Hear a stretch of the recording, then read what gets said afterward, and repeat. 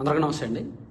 YS Rajasekhara Reddy, Lalu Prasad Yadav, KCR వీళ్ళు ముగ్గురు కూడా ఆయా రాష్ట్రాలకు ముఖ్యమంత్రులుగా పనిచేసిన వాళ్ళు.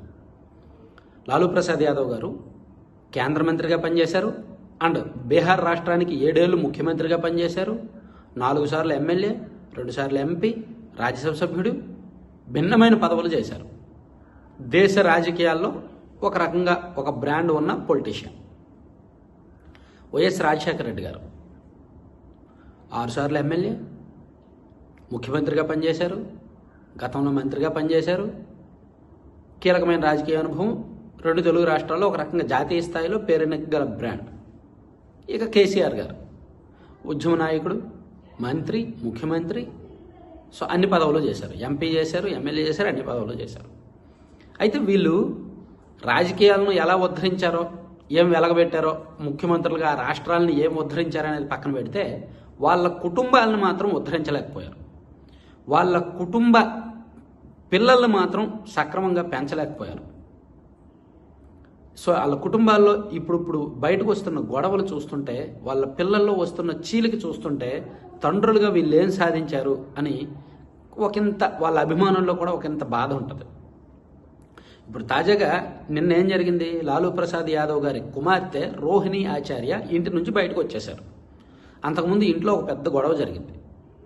బీహార్ అసెంబ్లీ ఎన్నికల్లో ఆర్జేడీ దారుణంగా ఓడిపోయిన తర్వాత రోజు, బీహార్ అసెంబ్లీ ఎన్నికల ఫలితాలు వచ్చిన తర్వాత రోజు లాలూ ప్రసాద్ యాదవ్ ఇంట్లో ఒక పెద్ద గొడవ జరిగి, ఒక పెద్ద పంచాయతీ జరిగి రోహిణి ఆచార్యకు అవమానం జరిగింది. తను ఎక్స్లో ఒక సుదీర్ఘమైన పోస్ట్ కూడా చేశారు. తనను దారుణంగా అవమానించారని, మురికి కిడ్నీలు తండ్రికి దానం చేశావని అవమానించారని, చెప్పుతో కొట్టబోయారని, సో ఇంకా ఆత్మగౌరవాన్ని కాపాడుకోవడానికి ఇంటి నుంచి బయటకు వచ్చేశానని ఆమె తీవ్రమైన ఆరోపణలు చేశారు తన సోదరుల మీద.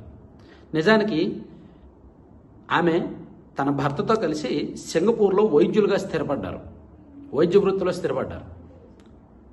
తన తండ్రి ఆరోగ్యం బాగోకపోవడంతో 3 ఏళ్ల కిందటే రాష్ట్రానికి వచ్చి పట్నాలో తన తండ్రితో పాటు ఉంటూ తండ్రికి కిడ్నీలు పాడైపోవడంతో తన కిడ్నీ ఇచ్చారు రోహిణి ఆచార్య. సో ఇప్పుడు తాజాగా కుటుంబ గొడవల కారణంగా ఆమె 2024 పార్లమెంట్ ఎన్నికల్లో ఎంపీగా కూడా పోటీ చేసి శరణ్ పార్లమెంట్ స్థానం నుంచి పోటీ చేసి ఓడిపోయారులే. సో ఇప్పుడు తాజాగా గొడవల్లో ఆమె ఇంటి నుంచి బయటకు వచ్చేశారు, తన సోదరులతో విభేదించారు. సో లాలూ ప్రసాద్ యాదవ్ గారి కుటుంబం సంబంధించి ఒక పెద్ద స్టోరీ ఉంది, నేను మళ్ళీ సెపరేట్ వీడియో చేస్తాలే. సో ఇది కాసేపు పక్కన పెడితే కేసీఆర్ గారి కుమార్తె కవిత దాదాపుగా 1 ఏడాది కిందట బయటకు వచ్చారు. అన్నతో విభేదించారు. ఆమెకు తండ్రి అంటే ఎనలేని గౌరవమే, తండ్రి అంటే తనకు దేవుడితో సమానమని అనేక సార్లు చెప్పింది. అన్నతో విభేదాలు ఉన్నాయి అండ్ కేసీఆర్ గారి మేనల్లుడు హరీష్ రావుతో తీవ్రమైన విభేదాలు ఉన్నాయి. సో ఓవరాల్గా ఆ కుటుంబం కూడా చీలిపోయినట్టే, కేసీఆర్ కుటుంబం కూడా చీలిపోయినట్టే, ఆ కుటుంబంలో కూడా నిలకడ లేనట్టే. కవిత గారు నిన్నగాక మొన్న వచ్చిన జూబ్లీహిల్స్ అసెంబ్లీ ఎన్నికల్లో బీఆర్ఎస్ పార్టీ ఓడిపోయిన దాన్ని కూడా కర్మ ఫలితం అనుభవిస్తున్నారు అనేటట్టు వ్యంగ్యంగా చాలా దారుణంగా కామెంట్ చేశారు. అలాగే మీడియా ముందుకు వచ్చి హరీష్ రావు గారి మీద తీవ్రమైన విమర్శలు చేశారు. కేసీఆర్ గారు బతికొండంగానే ఇవన్నీ జరుగుతున్నాయి. సో కవిత తెలంగాణ జాగృతి పేరిట ఆమె కూడా తన వంతుగా ఉద్యమ పాత్ర పోషించారు, రాజకీయ నాయకురాలుగా ఎదిగారు, ఎంపీగా పనిచేశారు, ఎంపీగా ఒకసారి గెలిచారు, ఒకసారి ఓడిపోయారు. సో చివరికి ఇప్పుడు తన ఫ్యామిలీతో విభేదించి ఆమె ఉన్నారన్నమాట. మేబీ వాళ్ళకి మధ్య రాజకీయ పదవుల కొట్లాట ఎక్కువగా ఉంది. వాళ్ళకి ఏంటంటే పార్టీలో పెత్తనం కోసం కొట్లాట జరిగిందనమాట. హరీష్ రావుకు పెత్తనం తగ్గించి కవితకు పెత్తనం ఇవ్వాలని, అలాగే కేటీఆర్ని కంట్రోల్లో పెట్టి కవితకు పూర్తి స్థాయి పెత్తనం ఇవ్వాలని మేబీ వాళ్ళ పదవుల కోసం, పెత్తనం కోసం వాళ్ళ మధ్య జరిగిందో అనుకోవచ్చు. ఇక వైఎస్ ఫ్యామిలీ విభేదాలంటే మనం ప్రత్యేకంగా చెప్పుకోకర్లా. యాక్చువల్లీ కేసీఆర్ గారు అంటే బీఆర్ఎస్ పార్టీలో కావచ్చు, ఆర్జేడీ పార్టీలో కావచ్చు, ఆ పార్టీలు ఓడిపోయిన తర్వాత విభేదాలు వచ్చాయి. కానీ వైఎస్ ఫ్యామిలీలో జగన్మోహన్ రెడ్డి గారు అధికారంలో ఉన్నప్పుడు, వైఎస్ఆర్ కాంగ్రెస్ పార్టీ అధికారంలో ఉన్నప్పుడు విభేదాలు వచ్చాయి. ఎందుకంటే పార్టీని అధికారంలోకి తీసుకురావడానికి షర్మిల గారు చాలా కష్టపడ్డారు. 2014 ఎన్నికలకు ముందు పాదయాత్ర చేశారు, 2019 ఎన్నికలకు ముందు అహర్నిశలు తిరిగి ప్రచారం చేశారు. కానీ పార్టీ అధికారంలోకి వచ్చిన తర్వాత తనను పట్టించుకోవాలి, పూచిక పిల్లల తీసి పక్కన పడేశారు. ఒకవైపు రాజకీయంగా తనకు పెత్తనం ఇవ్వట్లేదు, పదవులు ఇవ్వట్లేదు, పార్టీలో ప్రాధాన్యత ఇవ్వట్లేదు, మరోవైపు ఆస్తుల పరంగా, కుటుంబ పరంగా ఇవ్వాల్సిన విలువ కూడా ఇవ్వట్లేదు. సో ఆస్తులన్నీ కూడా వివాదాల్లో ఉన్నాయని ఆమెను సరిగ్గా గౌరవంగా చూడట్లేదు. దాంతో ఆమె కూడా అన్నతో విభేదించి బయటకు వచ్చేశారు.